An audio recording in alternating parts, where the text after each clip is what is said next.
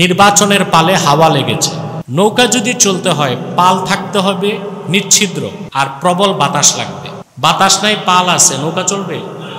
তো নির্বাচনী পালে হাওয়া লাগছে ঠিক, তবে কখন নির্বাচন হয় এটা আমি জানি না, আদৌ হবে কিনা তাও জানি না, সেটা রাজনীতিবিদদের বিষয়। কিন্তু সংস্কার সবটা গভর্নমেন্টের হাতে না, আপনাদের হাতও আল্লাহ তাআলা অনেক কিছু রাখছেন। প্রত্যেকটা দলে কিছু ভালো মানুষ আছে। আপনি যেই দলের লোক, ওই দলের যাকে ভোট দিবেন আগে দেখুন সে ইমানদার কিনা, নামাজ পড়ে কিনা, হালালখোর না দুর্নীতিবাজ। যদি আপনি আপনার দলের ইমানদার, নামাজি, পরহেজগার, হালালখোর লোকটাকে নির্বাচিত করেন, প্রত্যেক দলের কর্মীরা যদি এই সিদ্ধান্ত নেয়, তাহলে আগামীর পার্লামেন্ট এমন একটা পার্লামেন্ট পাবেন যেখানে ইমানদার, চরিত্রবান, যোগ্য মানুষ থাকবে।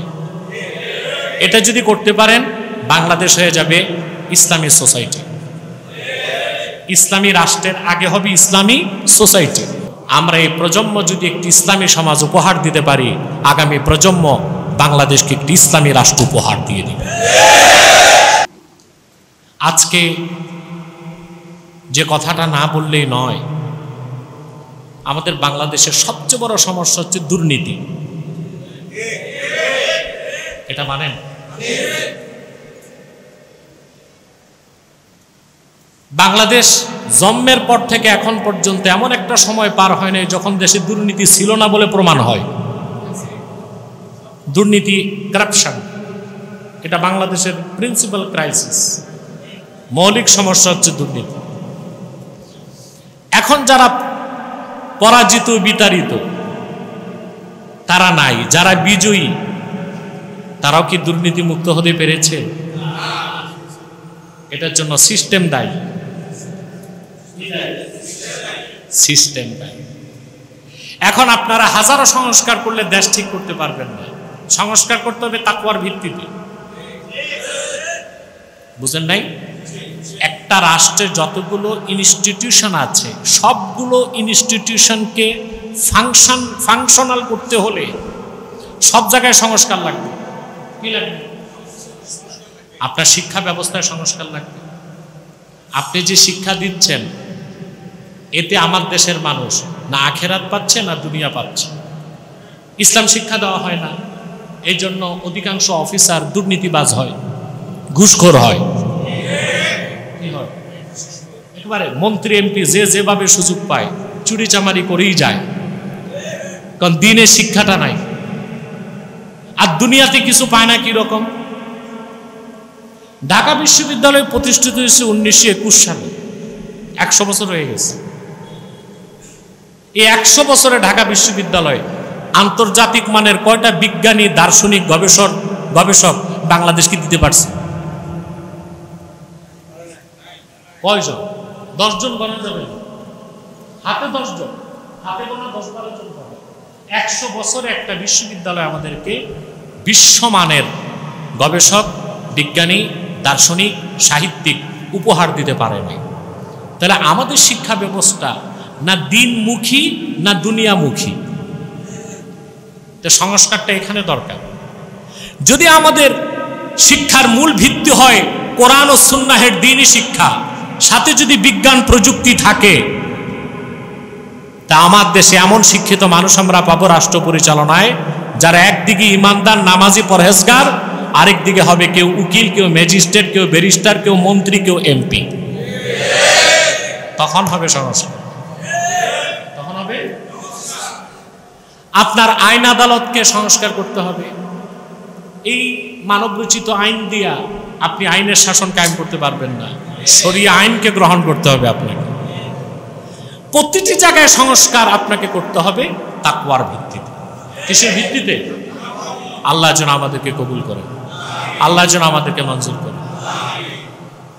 এবার আরেকটা কথা বলে বিদায় নিচ্ছি, সেটা হচ্ছে নির্বাচনের পালে হাওয়া লেগেছে। লাগছেন? এখন এখানে আমার ভিন্ন আবার ব্যাখ্যা আছে। আমার পলিটিক্যাল ব্যাখ্যাগুলো হয়তো বা দেখেন আপনারা বা শোনেন। নৌকা যদি চলতে হয় পাল থাকতে হবে নিচ্ছিদ্র, আর প্রবল বাতাস লাগবে। বাতাস নাই, পাল আছে, নৌকা চলবে? বাতাস আছে, পাল ছিদ্র, তো কি লাগবে? নিচ্ছিদ্র পাল, প্রবল বাতাস। তো নির্বাচনী পালে হাওয়া লাগছে ঠিক, তবে কখন নির্বাচন হয় এটা আমি জানি না, আদৌ হবে কিনা তাও জানি না, সেটা রাজনীতিবিদদের বিষয়। কিন্তু সংস্কার সবটা গভর্নমেন্টের হাতে না, আপনাদের হাতও আল্লাহ তাআলা অনেক কিছু রাখছেন। প্রত্যেকটা দলে কিছু ভালো মানুষ আছে কি? প্রত্যেকটা দলে কিছু ভালো মানুষ আছে। আপনি যেই দলের লোক, ওই দলের যাকে ভোট দিবেন আগে দেখুন সে ইমানদার কিনা, নামাজ পড়ে কিনা, হালালখোর না দুর্নীতিবাজ। যদি আপনি আপনার দলের ইমানদার, নামাজি, পরহেজগার, হালালখোর লোকটাকে নির্বাচিত করেন, প্রত্যেক দলের কর্মীরা যদি সিদ্ধান্ত নেয়, তাহলে আগামীর পার্লামেন্ট এমন একটা পার্লামেন্ট পাবেন যেখানে ইমানদার, চরিত্রবান, যোগ্য মানুষ থাকবে। এটা যদি করতে পারেন, বাংলাদেশ হয়ে যাবে ইসলামী সোসাইটি। ইসলামী রাষ্ট্রের আগে হবে ইসলামী সোসাইটি। রাষ্ট্রবিজ্ঞানে একটা কথা আছে, society is great than state. রাষ্ট্র থেকে সমাজ বড়, রাষ্ট্র থেকে। আমরা এই প্রজন্ম যদি একটি ইসলামী সমাজ উপহার দিতে পারি, আগামী প্রজন্ম বাংলাদেশকে একটি ইসলামী রাষ্ট্র উপহার দিয়ে দিবে। তাহলে আমরা মুত্তাকি যদি হই, আমরা বিনা আযাবে আল্লাহর জান্নাত পাবো কি না? তাহলে আমরা শরীয়তের হুকুমগুলো মানবো, নিষেধগুলো ছাড়বো। সুবহানাল্লাহ। এটাই তো মুজাহাদা। মুজাহাদা কি? মুজাহাদা আমরা বুঝি না। আমরা অনেকে মুজাহাদা বলতে মনে করি, মুজাহাদা আছে না? মুজাহাদা শব্দ শুনেন? মুজাহাদা বলতে আমরা বুঝি ইচ্ছে করে তালিউযুক্ত জুব্বা লাগাবো, ছিদ্রযুক্ত টুপি, প্লাস্টিকের স্যান্ডেল 7 বার ঝালাই হয়েছে, গোশত খাবো না, খিচুড়ি খাবো, স্প্রিংয়ের খাটে ঘুমাবো না, তক্তায় ঘুমাবো, এটা মনে করছি মুজাহাদা নাকি? এটা মুজাহাদা না বৈরাগ্যতা? এটা বৈরাগ্যতা। এইরকম অযৌক্তিক কৃচ্ছতা, বৈরাগ্যতাকে ইসলাম সমর্থন।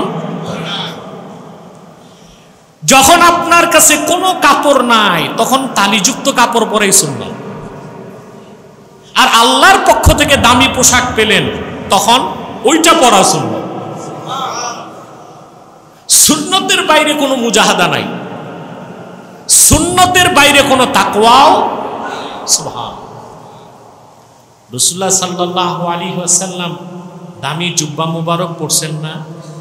কথা বলেন, পড়েছেন না? তাফসীর বাগাবীতে এসেছে, খারাজা রাসূলুল্লাহ সাল্লাল্লাহু আলাইহি ওয়াসাল্লাম ইয়াওমান ওয়া আলাইহি জুব্বাউন কিমাতুহু 4000 দারাহিম। রাসূলুল্লাহ সাল্লাল্লাহু আলাইহি ওয়াসাল্লাম একদিন সাহাবায়ে কেরামের সামনে উপস্থিত হলেন। রাসূলুল্লাহ সাল্লাল্লাহু আলাইহি ওয়াসাল্লামের নূরের জিসিম মোবারকে যে জুব্বাটা ছিল, 1500 বছর আগে তার দাম ছিল 4000 দিরহাম।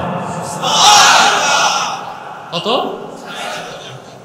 দামি পোশাক পরাও কি?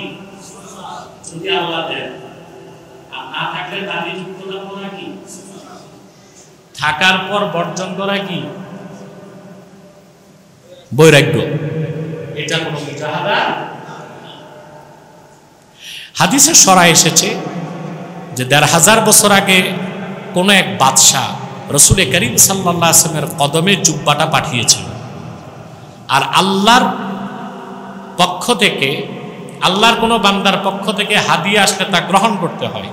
এজন্য রাসূল করিম সাল্লাল্লাহু আলাইহি ওয়াসাল্লাম সেই জুব্বা মোবারকটা পরিধান করেছিলেন।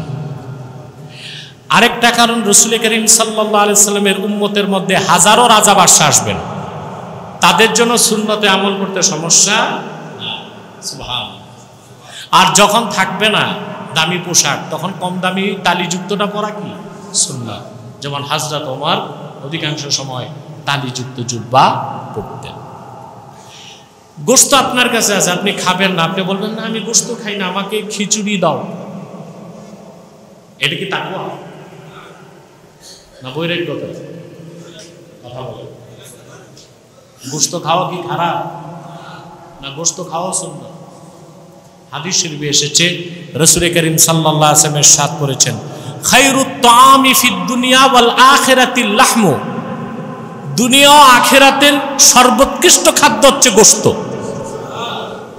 এটা হাদিসে আসছে। তো গোশত খাবেন, কিন্তু প্রতিদিন আবার গোশত খাওয়া বেদাত। প্রতিদিন কি এটা আপনার ক্ষতি হবে। অন্য হাদিসে এসেছে যে ঘরে অধিক মাত্রায় গোশত খাওয়া হয় ওখানে লানত আসে। কি আসে? বেশি গোশত খাইলে যে লানত আসে, এটা কি পরীক্ষা লাগবে? প্রমাণ লাগবে? কথা, বেশি গোশত যারা খায় ব্রেন স্ট্রোক করে প্যারালাইজ হয়ে যাচ্ছে। যে ঘরে একটা প্যারালাইজ রুগী আছে ওই ঘরে কি লানত আছে না নাই? সবার শান্তি গেছে, সবার শান্তি। সারাদিন তারে সেবা দাও আর সারা রাত তার গুণগানই শোনো, তো শান্তি আছে নাকি? এই জন্য ইমাম শাফি বলেছেন, ইন্নাল লাহমা ইউসাক্কিলুল কলবা, অধিক মাত্রায় গোশত খেলে অন্তরকে শক্ত করে দেয়। কি করে দেয়? তাহলে মাঝে মধ্যে গোশত খাওয়া সুন্নাত, আর বেশি খাওয়া বেদাত, আর একদম না খাওয়া বৈরাগ্য। তাকওয়া বুঝতেছেন? অর্থাৎ সুন্নত তরিকায় জীবন যাপনটাই তাকওয়া ভিত্তিক জীবন। সুন্নত তরিকায় জীবন পরিচালনা করাটাই তাকওয়া। আর এই তাকওয়া যার আছে তার নাম মুত্তাকি। বলেন সুবহানাল্লাহ। কথা বুঝতেছেন? আমরা অনেক সুন্নত সাধ্য থাকার পরেও আমল করি না। যেমন আপনার জুমার দিন এসেছেন, অধিকাংশ লোক আতর গোলাপ কিছু ব্যবহার করেন নাই, ঠিক না? অথচ এটা কত আজিম সুন্নাত। যে ব্যক্তি আতর ব্যবহার করলো সেও সওয়াব পেল, তার আতরের গ্রাহক যারা পাইল ওইটার সওয়াবও পাইল। সুবহানাল্লাহ। জুমার দিন উচিত সাধ্য অনুযায়ী আতর ব্যবহার করা। তবে সমস্যা আপনার বাংলাদেশে খাঁটি আতরই পান না, এটা একটা সমস্যা। মনে রাখবেন, সুন্নত সবসময় সেরা। পৃথিবীতে সেন্টের দাম আর কত আছে? 10,000, 20,000, 30,000, 40,000, 50,000, 60,000, 1 লাখ ধরেন। আতর কত দাম জানো? মিস্ক, যেটা মিস্ক, আমি মদিনাতুল মুনাওয়ারাতে মসজিদ নববী সাল্লাল্লাহু আলাইহি ওয়াসাল্লামের বাহিরে এক দোকানে যে আতর চাইলাম, যে সবচেয়ে দামিটা দেখেন। এতটুকু একটা বোতল বের করছে, এতটুকু। আমি বললাম কত দাম? বলে 12,000 রিয়াল।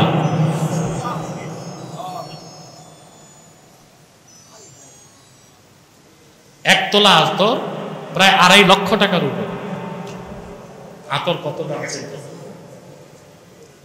আমাদের দেশে রমজান মাসে দেখবেন বাইতুল মুকাররমে নিতে বসে আছে এত বড় বোতল, লেখা জান্নাতুল ফেরদাউস, দাম 15 টাকা। ওখানে তো 15 টাকার সরিষার তেলও নাই। যাক, যে কথা বলছিলাম, সুন্নত তরিকায় জীবন যাপন করবেন, পারবেন না ইনশাআল্লাহ? সুন্নত তরিকায় জীবন যাপনটাই তাকওয়া, এর বাইরে কোনো তাকওয়া নাই। আমরা যদি তাকওয়াবান মুত্তাকি হতে পারি, অবশ্যই আল্লাহ তাআলা আমাদেরকে পৃথিবীতে সম্মান দিবেন, নিরাপত্তা দিবেন, আমাদেরকে চিন্তা মুক্ত রাখবেন, পরকালে নাজাত দিবেন, আল্লাহর জান্নাত পাবো। পারবো না? এখন এই সব কথা তো মনে রাখতে পারবেন না। তাকওয়া ভিত্তিক সব সময় তাকওয়ার ফরম্যাটে থাকার জন্য 4টা কাজ দিয়ে যাই। কয়টা? এটা আমার কথা না, হযরত আলী রাদিয়াল্লাহু তাআলা আনহু বলেছেন। কি? হযরত আলী কাররামাল্লাহু ওয়াজহা। আপনি আস্তে আস্তে উপরে যান, চেষ্টা করুন উপরে, যতটুকু সম্ভব হয় যেতে থাকেন উপরে। আপনি হযরত আলী কাররামাল্লাহু ওয়াজহা তিনি ব্যাখ্যা করেছেন, 4টা জিনিসের মধ্যে থাকলে সব সময় তাকওয়ার উপর থাকা যাবে। কয়টা জিনিস? প্রথম হচ্ছে আল খাউফু আনিল জালিল। আল খাউফু আনিল জালিল ওয়াল আমালু বিত তানজিল ওয়াল কানাআতু বিল কলিল ওয়াল ইস্তি'দাদু লিয়াউমির রাহিল। কয়টা কাজ? প্রথম হচ্ছে আল খাউফু আনিল জালিল, সবসময় আল্লাহর ভয় অন্তরে রাখা। দুই নাম্বার হচ্ছে ওয়াল আমালু বিত-তানজিল, কোরআন ভিত্তিক জীবনযাপন। তিন নাম্বার হচ্ছে ওয়াল কানাআতু বিল কলিল, অল্পে তুষ্ট থাকা। চার নাম্বার হচ্ছে ওয়াল ইস্তি'দাদু লিয়াউমির রাহিল, যেদিন আপনার গমন সেই দিনের প্রস্তুতি গ্রহণ। যেদিন আপনি আখিরাতে চলে যাবেন। কয়টা কাজ? এই চারটা বিষয়কে সবসময় চোখের সামনে রাখলে আর এই চারটা আমল নিয়ে থাকলে আপনি মৃত্যু পর্যন্ত তাকওয়ার উপর থাকতে পারবেন। মুত্তাকি হিসেবে আল্লাহ তাআলা আপনাকে সম্মানিত করে দিবেন। আল খাউফু আনিল জালিল, আল্লাহর ভয় অন্তরে রাখা, এটা তাকওয়ার মূল ভিত্তি।